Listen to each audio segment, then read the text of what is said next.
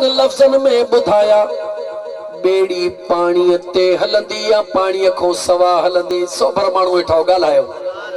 बेड़ी पानी ते हलंदी आ, पानी को सवा बेड़ी कान तरी सकंदी आ। जिया पानी बेड़ी जेला जरूरी आ, इंसान जेला भी दुनिया दौलत जो हुजणो ओतिरो ई जरूरी आ।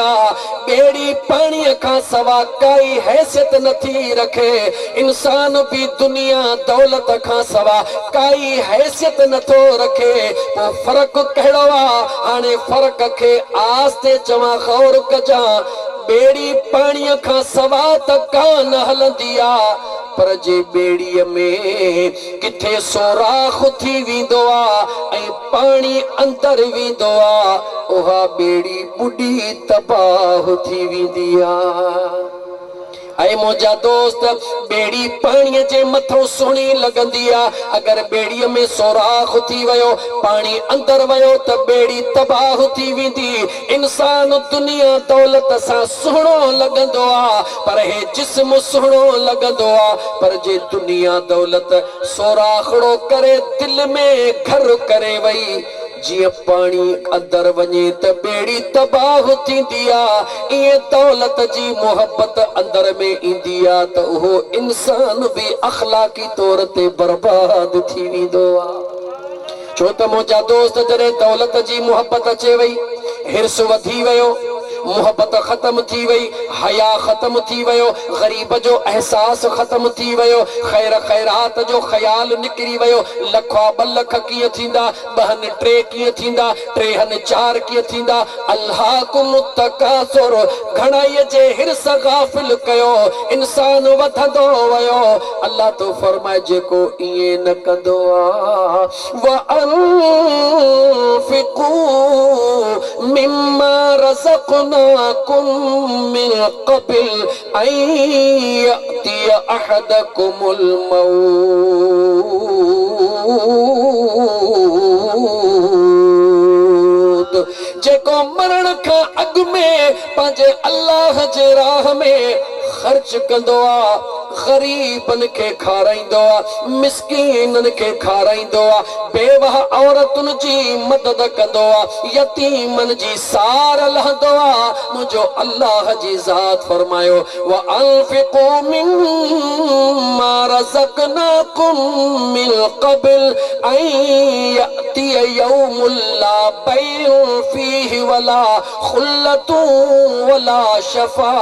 केतिरियूं कुरान करीम जूं आयतूं पढ़ा, मुझो बेनियाज़ रब फरमाए थो, कमाए तू बरकत मां दीदो मैं, सवा मणो छिलाए तू 100 मण मां रब करे दीदो मैं। पर मुझो अल्लाह तो चवे भुलजी न वञ जा, जॾहिं सवा मण मां 100 मण करे ॾेई त पोइ मुझे मिस्कीनन गरीबन खे ज़रूर खाराए जा। हुननि खे हिकिड़ो मण खाराईंदे मां अल्लाह हिकिड़े मण खे 1000 मण करे ॾेई छॾींदो मैं। ऐ मुंहिंजा दोस्त, मौज़ू थोड़ो साइड ते हलियो वियो, मोटी अचां पंहिंजे मौज़ूअ ते। अल्लाह ताला जी ज़ात बाबरकात फरमायो, क़यामत जे ॾिहाड़े सभई तव्हां जा दुश्मन थी वेंदा, मगर मुंहिंजा नेक सालिह बांधड़ा जेके परहेज़गार ऐं मुत्तकी बाना, उहे क़यामत जे ॾींहुं भी तव्हां जा दुश्मन कोन हूंदा, दोस्त हूंदा।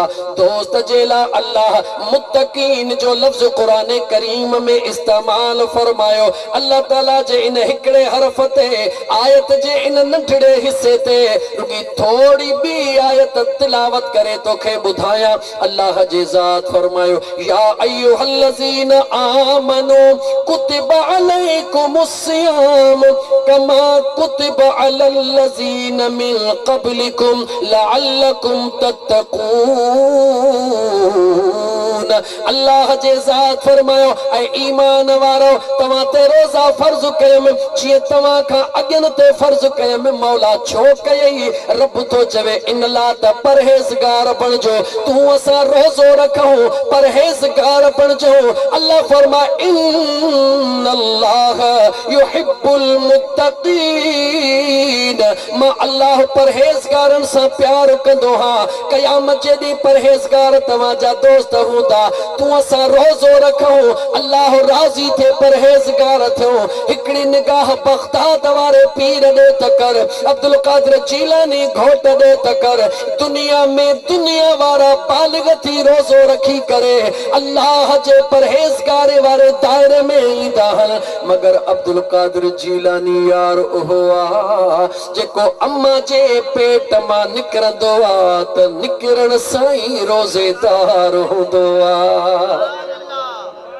ऐ मुझा दोस्त गौर कर मुझा मिठड़ा गौर कर अल्लाह जे ज़ात फरमायो त दुनिया जा सबई गहरा दोस्त जनते भरवसो तो करी ये हिते थे कयामत में को न होंदे ये हिते थे कयामत में को न होंदे कहिड़ी सूरत में भी हिते थे कयामत में सिर्फ हिकड़ा दोस्त होंदे केर मुझा मौला इल्लल मुत्तकीन जेके मुझा परहेज़गार बाना हन हाने थोड़ो मथे कुरान करीम जी आयत हलऊं गालाई जेतरो मूसा गालाइंदो मां एतरो खुली कुरान बुधाइंदो साव दोस्तो जेतरो तवा गौर सा बुधंदो एतरो रब जो कुरान खुली बुधाइंदो माव ऐं प्यार वारी बोलीअ में इन दुनिया में कुछ भी केर कोन खणी वियो याद रखो आए खणी कुछ वया कीन जे मालिक लखन जा आया कांधी पूरे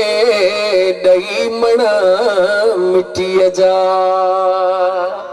आए खणी कुछ वया कीन खणी कुछ वया कीन जे मालिक लखन जा आया पूरे कांधी डई मण मिट्टी जा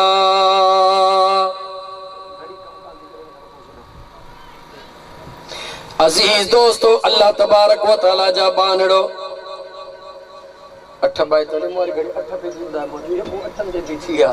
मुझा दोस्तों अजीजो इंशाअल्लाह ताला मां जल्द खां जल्द तवा सा कयल वायदो पूरो कंदुसि इंशाअल्लाह ताला अल्लाह ताला जा बानड़ो क़यामत जे दिहाड़े जो केड़ो मंजर तवा जे आडो पेश कया त क़यामत छा के चइबो आ सादड़न लफ्ज़न में चवा सिजुने जे बराबर होंदो ज़मीन टामे जी थी वेंदी नफ्सा नफ्सी जो आलम होंदो हर इंसान पाजे पगर में बुढ़ी रहो होंदो कोई भी कंहिंजी ॻाल्हि कोन ॿुधंदो अल्लाह तबारक व तआला जे जलाल के ॾिसी करे सब को मुंहिंजा दोस्त अज़ीज़ कंदड़ो हेठ कयो वेठो रब जो बानो गुनहगार भी चयो मां रब जो बानो शराबी भी चयो मां रब जो बानो बेगुनाह कंदड़ भी चयो मां रब जो बानो बाना त सभई रब जा ओ मुंहिंजा करीम रब कीअं ख़बर पवंदी त कहिड़नि बाननि ते कुर्ब थी रहियो आहे रब फरमाए तो मुझे कुरान पढ़ंदो वञ त मां तोखे ॿुधाईंदो वञा त रहमान जा बाना कहिड़ा हूंदा आहिनि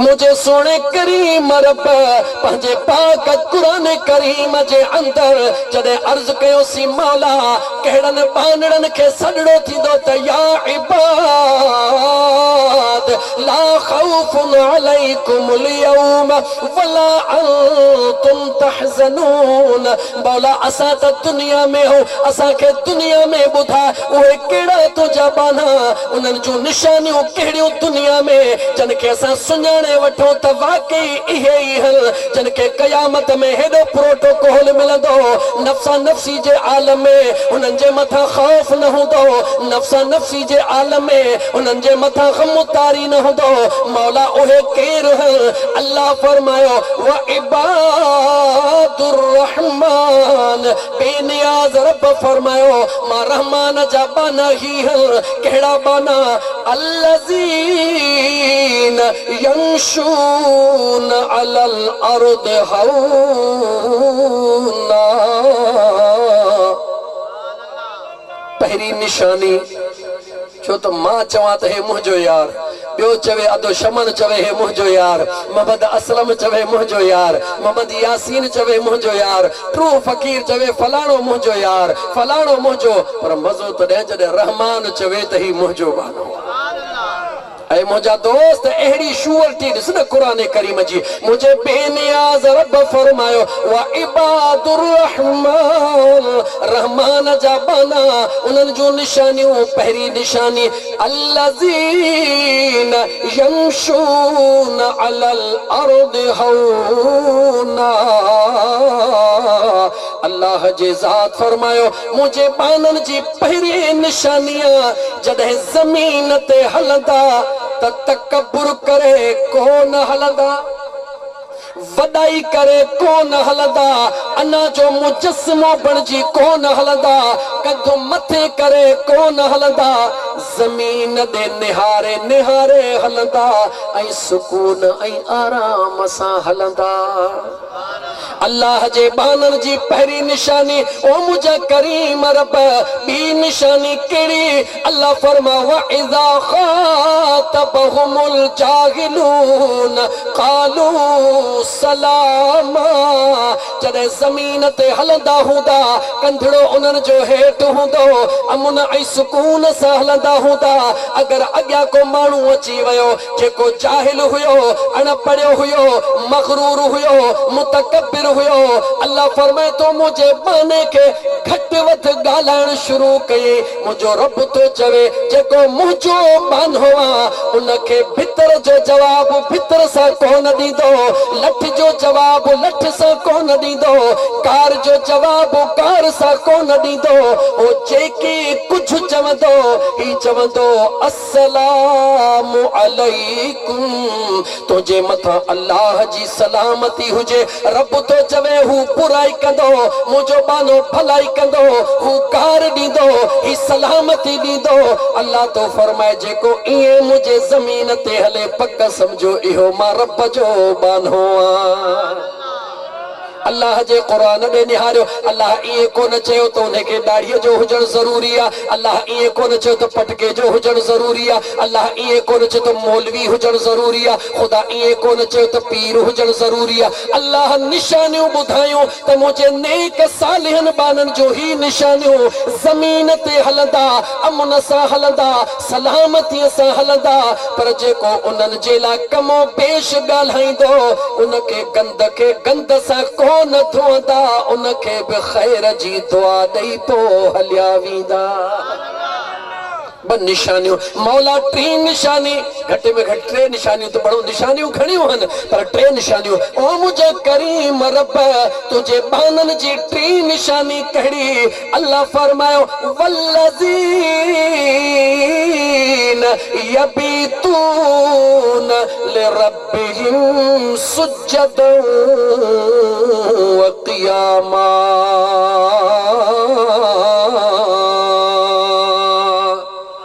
अॼु इन आयत खे खोलण थो चाहियां मुंहिंजा दोस्तो, अॼु खोले खोले ॿुधो त सही। अल्लाह टी निशानी ॿुधाई पंहिंजे सालिहन बांधड़नि जी, उन्हनि जी निशानी इहा जो ॾिसंदे त केॾी महिल सजदन में हूंदा, केॾी महिल रुकुअ में हूंदा, हर घड़ी पंहिंजे यार जे यारीअ में हूंदा। लेकिन हिकिड़ो सवाल अहले इल्म जे नज़र करण थो चाहियां त पहिरीं अल्लाह सजदन जी ॻाल्हि कान कई, पहिरीं अल्लाह नमाज़ुनि जी ॻाल्हि कान कई, पहिरीं अल्लाह रुकुअ जी ॻाल्हि कान कई, पहिरीं अल्लाह अखलाक जी ऐं किरदार जी ॻाल्हि कई, बाद में अल्लाह इबादत जी ॻाल्हि कई। यानी इबादत केॾी बि करे, किताब केॾा बि पढ़े, नालो केॾो बि वॾो हुजे, मुंहिंजा दोस्त अज़ीज़ दुनिया में भले ढंको वॼंदो हुजे, पर रब जो क़ुरान ॿुधाए रहियो आहे जेकॾहिं अखलाक सुहिणो नाहे, मुंहिंजो रब तो फरमाए त इहो इल्म इहा इबादत कम कान ॾींदी।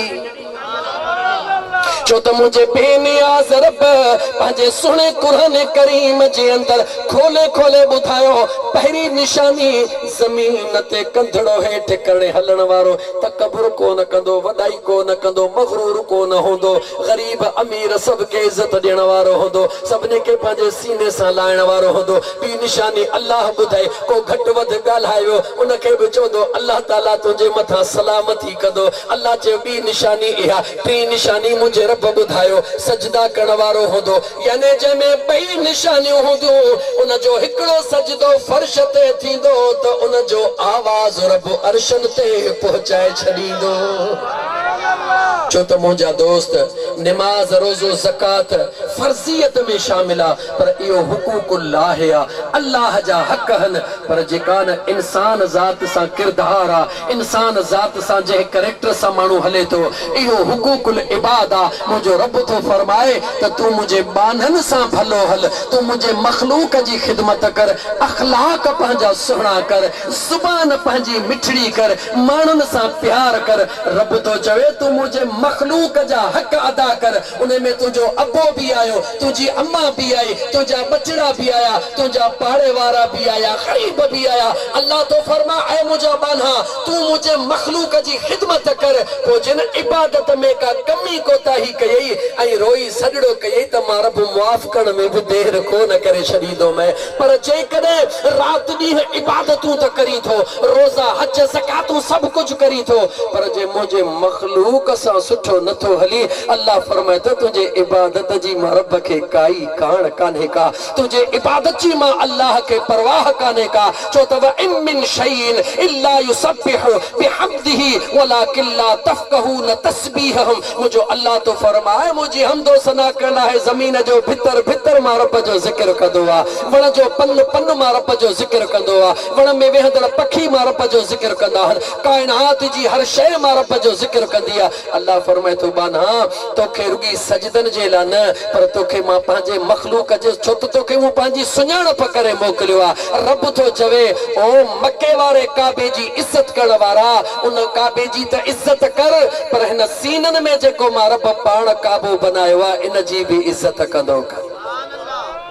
ऐं मुंहिंजा दोस्तो यानी इंसानियत जो जेको दर्स आहे, इंसान ज़ात सां जेको प्यार आहे, अल्लाह ताला खे अल्लाह जे महबूब मदीने जे ताजदार सल्लल्लाहु अलैहि वसल्लम खे केतिरो वणंदो आहे। अॼु त मां पंहिंजे महबूब जी हिकिड़ी ॻाल्हि ॿुधायां।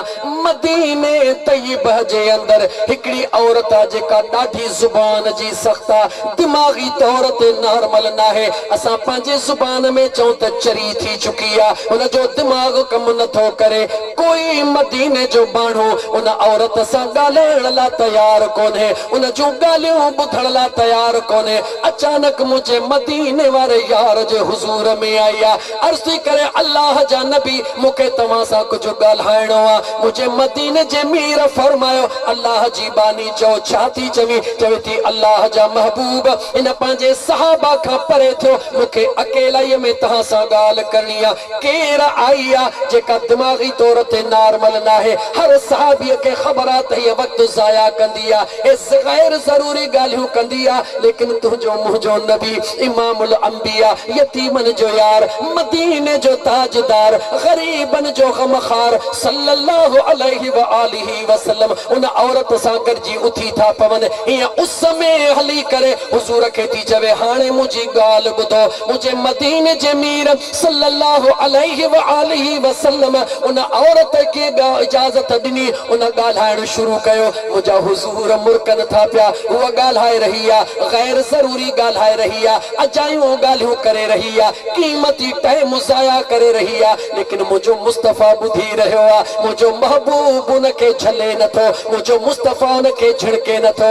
जॾहिं उन ॻाल्हाए औरत पाण ई ॻाल्हि पूरी करे हली वई, सहाबी करीब थी अर्ज़ कयो या रसूल अल्लाह सल्लल्लाहु अलैहि वसल्लम, इहा औरत त दिमाग़ी तौर ते पागल आहे, इन जी ॻाल्हि केरु ॿुधंदो न आहे, मदीने में इन सां केरु वेहंदो न आहे। महबूबन जो केतिरो टाइम ज़ाया करे छॾी। तुंहिंजे मुंहिंजे आका जो जवाब ॿुध, तुंहिंजे मुंहिंजे मुस्तफ़ा जो जवाब ॿुध। मदीने जे मीर फरमायो ओ मां मुस्तफा जा दीवानो ऐ अल्लाह जा बानो गौर सां ॿुधो जंहिंजी ॻाल्हि कोई न ॿुधंदो आ मां मुस्तफा उन जी ॻाल्हि बि ॾाढे गौर सां ॿुधंदो आ। ऐं मुंहिंजा दोस्त तो असांजो सुहिणो नबी तो असांखे कहिड़ो दर्स ॾेई रहियो आहे तो असांजो महबूब नबी तो असांखे छा सेखारे रहियो आहे। यादि रखो मुंहिंजा दोस्त ही जेके सादड़ा ग़रीब अबोझड़ा माण्हू आहिनि जेतिरो इन्हनि सां प्यार कंदासीं एतिरो मदीने जो घोट राज़ी थींदो एतिरो अल्लाह राज़ी थींदो। इमामुल अंबिया सल्लल्लाहु अलैहि वसल्लम केर तो चवे मुंहिंजो मुस्तफ़ा ग़रीब आहे हिकिड़े मिंट जे लाइ तसवुर कयो मके जे माण्हुनि खे सोन रखणो हूंदो हुयो मके जे माण्हुनि खे हीरा रखणा हूंदा हुया मके जे माण्हुनि खे मोती रखणा हूंदा हुया मके जे माण्हुनि खे दौलत रखणी हूंदी हुई पंहिंजे मिटनि वटि कोन रखंदा हुया वापारनि वटि कोन रखंदा हुया ताजरनि वटि कोन रखंदा हुया खणी अचे मुंहिंजे महबूब मुस्तफ़ा जे अॻियां छॾींदा हुया। ख़बर हुई त महबूब ग़रीब आहे हाल ग़रीबी आहे उन जे बावजूद सभु कुझु सोन मीन दौलतूं अचे रखंदा हुया छो रखंदा हुया उन्हनि खे ख़बर आहे त हे महबूब ॾिसण में त हालो ग़रीबी आहे पर हक़ीक़त में रब महबूब खे बादशाहनि जो बि बादशाह बनाए छॾियो आहे। ऐं मुंहिंजा दोस्तो उन मदीने वारे मीर जा तव्हां सां उम्मती आहियो उन महबूब जा उम्मती आहियो ऐं उहो मुंहिंजो मुस्तफ़ा तव्हांखे ख़बर आहे त केॾो ग़रीबनि सां प्यार कंदो आहे तव्हां असांखे ख़बर आहे त केॾी ग़रीबनि सां हमदर्दी कंदो आहे। उहो ईद जो ॾिहाड़ो कंहिंखां कोन विसरियो हूंदो जंहिं ईद जे ॾिहाड़े हबीब अचनि था यतीम ॿारड़ो ॿाहिरि बीठो आहे मथे में मिटड़ी लॻी पई आहे मेरड़ा कपिड़ा जान ते मुंहिंजे करीम मुस्तफ़ा पुछो ऐं नंढड़ा अॼु ईद जो तुझे जिस्म ते कपड़ा सुठड़ा ना है तुझे मथड़े में मिट्टी लगी पई अखड़न में लुड़क लड़ी आया ऐ अल्लाह जा महबूब नबी ओ मुझा आका ओ मुझा महबूब मुझो बाबो जंग में शहीद थी वयो मुझे जीजल अम्मा वनी बियो सिहो कयो अज अम्मा हुजे हां त मुके कपड़ा भी मट रहा अज मुके विचार भी हां उन जा इहे लफ्ज चवण मुझे करीम मुस्तफा जे अखड़न मां सावण जो मींह वसण। ऐ मुसलमान गौर कर पंहिंजे बचन जो ख्याल कर जरूर कर मगर खुशिन जे मौके ते गरीबन के न विसार जा मुझे मदीने जे मीर उन यतीम के उतां वापस वठी आया पंहिंजे घर में अचे करे मुंहिंजा दोस्त अजीज उन जे विझण जो एहतमाम फरमायो हसनैन करीमैन जा कपड़ा पाराया पाजे बचड़न जा जन्नत जे सरदारन जा कपड़ा पाराए इकड़े पासे पाजे जोड़ीअ खे वरतो इकड़े पासे यतीम खे वरतो दुनिया के बुधायो ओ दुनिया वाराओ मां मुस्तफा जे इन सुन्नत के जेको ज़िंदा कंदो क़यामत जे दिहाड़े जियां मां महबूब जूं आंगुरियूं अलग न थियूं थियन गरीब के संभलण वारो भी क़यामत में मां मुस्तफा का जुदा कोन हूंदो।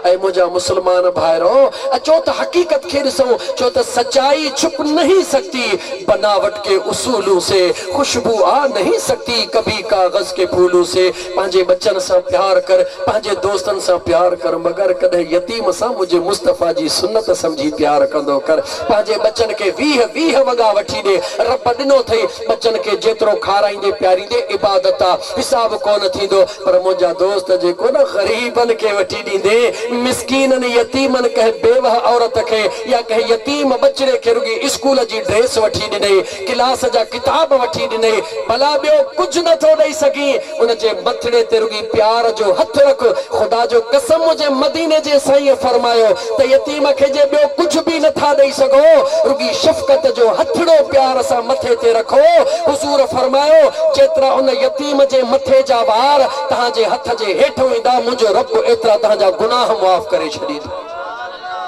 मुझा दोस्तो अचो तन मिस्कीनन गरीबन यतीमन जी वाह कयो टाइम ज्यादा थी वियो सही टाइम पूरो सही समझदी सवा कलाक थियो को बुधाई केस ते मूंखे टाइम बुधाए तो मां बस क्लोज कयां मैं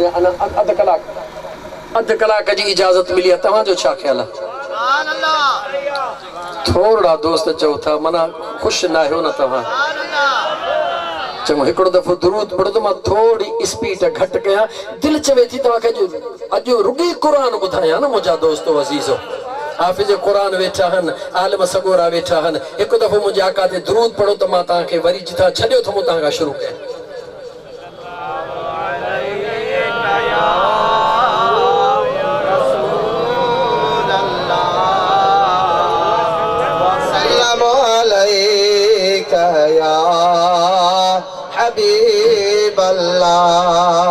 कुरान करीम जे उन आयत ते मोटी हला जंहिंमें मुझे बेनियाज़ रब फरमायो औलिया अल्लाह जो ज़िक्र जो त से पीर खतूरी बादशाह जो सालियानो उर्स मुबारक मियां शमन अली दाहिरी मोहम्मद असलम ऐं मोहम्मद यासीन गरजी करे अल्लाह जे कामिल वली खे कुरान करीम जे हिन ज़िक्र वारी दुरूद वारी महफ़िल जो तोहफ़ो ॾियणु चाहियो आहे। अल्लाह उन्हनि खे बि आबाद फरमाईंदो।